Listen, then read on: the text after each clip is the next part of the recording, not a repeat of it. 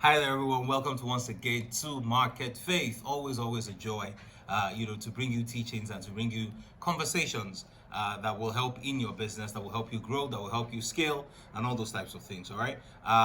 Today, I want to just, try and, not really wrap up, but really just try and narrow down on some of the conversation that we've been having around turning around a business, right? We've talked about how to identify if your business needs a turnaround, and we've talked about a lot of things along those lines. So today, I really just want to focus on, the very first step you need to take when it comes to turning around a business, right? The first major step that you need to take in turning around the business. Now, if you go back to some of the videos that we have, covered, and some of the things that we've covered, we've talked about the fact that it's important that you understand your business. One of the greatest hallmarks of some of the greatest business people in the world is that they understand the things that they are doing almost better than anyone else. Right? They understand it in detail. They understand the margins, they understand the costs, they understand the market, they understand if things are cyclical. They essentially just understand pretty much everything around it. I remember having, attending some event with an executive at some point, and he was on a panel and he started to talk about his business. And when you come across this person, is quite there's really nothing that strikes you as a guru, for lack of a better word. But when he starts to talk and when he starts to express his thoughts and his views about his industry, you will know that this person has given this thing deep thought, and he understands this business, he understands his industry, he understands his market like never before. All right. And that's one of the things that you will see and you will appreciate, right, from people who understand their business, right? I've worked in several organizations where, in fact, one in particular that comes to mind, where the leader of the organization was absolutely clear about the way to make things work. In fact, it almost made it look like an exact science, meaning that with predictable results and predictable outcomes, they could determine with accuracy almost the things that will happen across the organization. So we've talked about things like that as a business owner, you must understand your business, and you must understand all the things and all the dynamics across your business. So today, the first major step that you need to take when you want to turn around a business is developing a plan for a turnaround. In other words, you need to have a plan to achieve the turnaround that you desire in your business. Now, this is not usually as simple as it sounds. And I'm very, particular about this, because for many people, they think that, all I need is a plan and, I'll just come up with a plan. No, right? Output answers to inputs. The quality of the plan that you have will determine whether you will have a successful turnaround of that business enterprise or otherwise. The quality of the plan, and I'm going to share with you some things that should go into your plan today that you need to begin to think about and you need to begin to take into consideration if you want to turn around a business. All right, absolutely essential. So before you can develop a plan, please listen, please pay attention. Before you can develop a plan, it is very important, right, that you have to do detailed research. Now, please understand what I'm saying.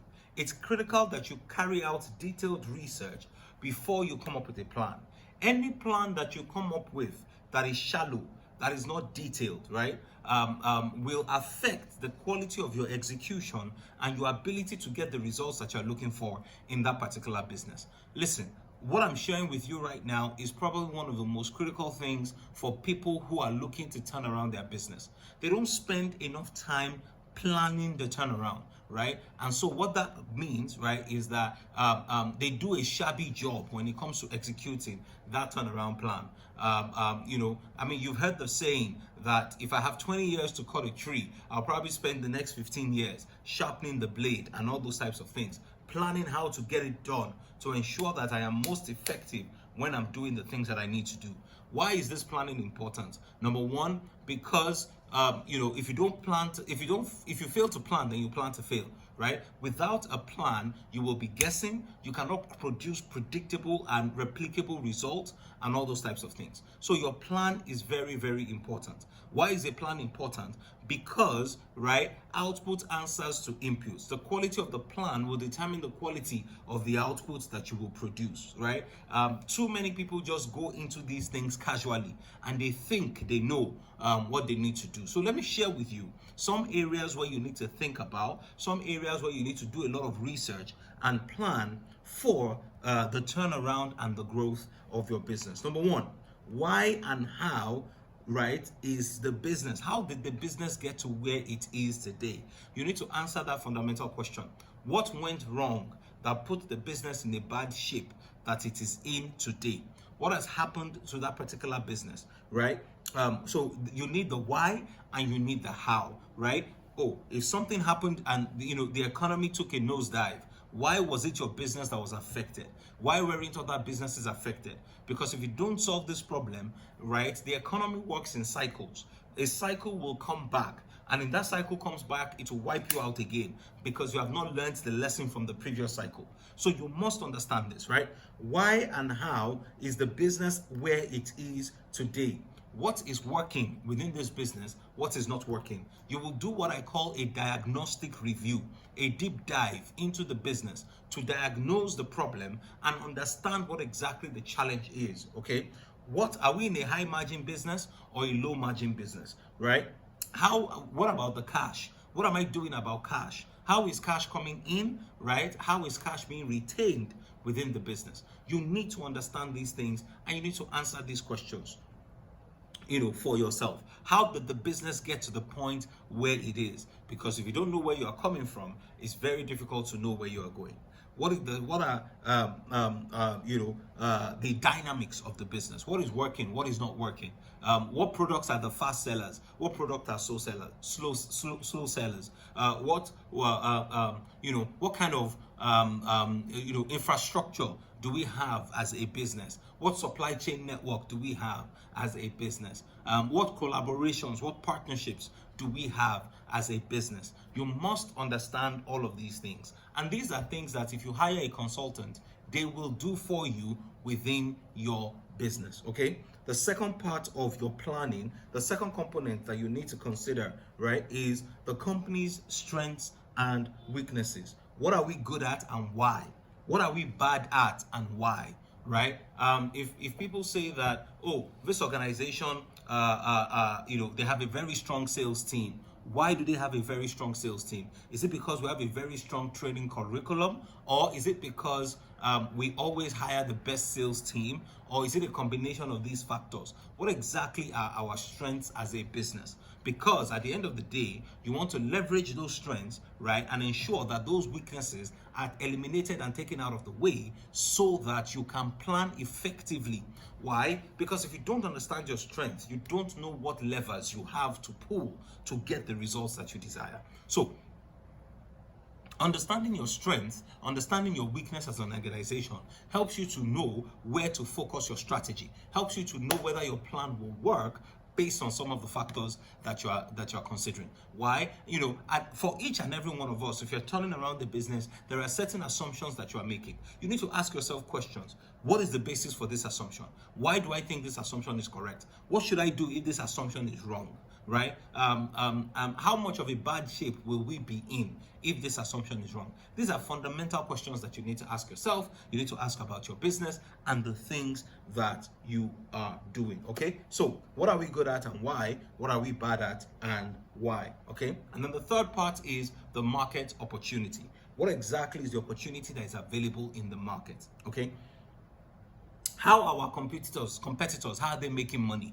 Very, very extremely important. How are your competitors making money? If they are losing money, what exactly are they losing money on? If you are in a business where the product or the service that you provide is such that the pricing is pretty much known and everybody understands how that works, it's usually a very difficult business. In my country, for example, in the petroleum product space, people that sell it, almost everybody knows how much it costs to buy. Almost everybody knows how much it costs to transport. Almost everybody knows how much it costs at the pumps when you take your car to go and buy petroleum products. And so what you find is that many organizations are not really looking to make most of their margins from the petroleum products because they are very, very slim. So they rely on volumes. Many of them are looking at what you call NFRs, non-fuel revenues, because those are the places where the margins are higher and they can make up, right, for some of the things that they are not making within the fuel business. So you need to understand what is the market opportunity,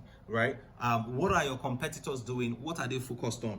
Okay, what is no one or very few people focused on, right? You can get into an area where nobody is focused on, again, looking at things like the blue ocean strategy and things like that, or you can stay in the same area, in the same industry, in the same field with several other people, right? But you just find a way to differentiate and to distinguish yourself by asking yourself the question, really, what is my advantage? What advantage do I have? So when you have come to a place where you've done all this research and you've understood a lot of things, you know, I always wonder why financiers will ask for business plans, because many times when they ask for the business plans, maybe they read it once or something and they just throw it away, really, or they just look at the financial model and really everything else, they listen to you talk and all of that. And I realize that one of the reasons why they ask for a business plan is because in that process, you yourself will have done a lot of work along the lines of doing research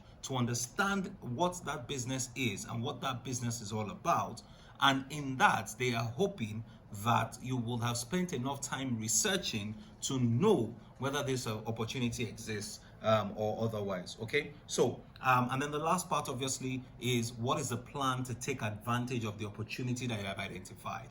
Very, very important, right? How much are you going to need to take advantage of that opportunity? Because you're then going to go to the next phase of ensuring that you have enough money to execute your plan, and achieve the turnaround that you desire. So this is also very important. So what exactly is the plan? So for example, you found out that there is a space for healthy meals in your particular industry. And that's a market that you think is a growing market, not a declining market, and something that you can take advantage of. The question is, what is the plan to do that, right? Do you have some partnerships that you would like to use to start out? Maybe start out with some campaign. How exactly do you want to take advantage of it? Those are some of the things that you need to put together, to put into your turnaround plan. As you can see from the things that we've said, a turnaround plan is no mean feat. It requires a lot of thought. It requires a lot of depth. It requires a lot of research. It requires a lot of conversation with industry practitioners just to understand how things work, and bouncing the ideas off people to ensure that they agree with you that when you implement or execute this thing, you are not just having a confirmation bias, or you're not just looking at things from one perspective. All right, so those are things that are critical if you want to turn around the business. And this is just step one, which is planning the turnaround. But I believe that it's one of the most critical steps, and every other thing can be dealt with or resolved as you go along. Hey, thank you once again for listening to me today on Market Faith. Always a joy, always a pleasure to bring you these things, right? I look forward to seeing you next time when we continue the conversation and we look at how to overcome challenges, right, in your business. And we're taking about 3 or 4 challenges in business: people, money, funding, and revenue, customers, right? We're taking a look at that, and I trust that it's going to be really helpful for you. Thank you so much for joining me today. All right, I'll see you next time.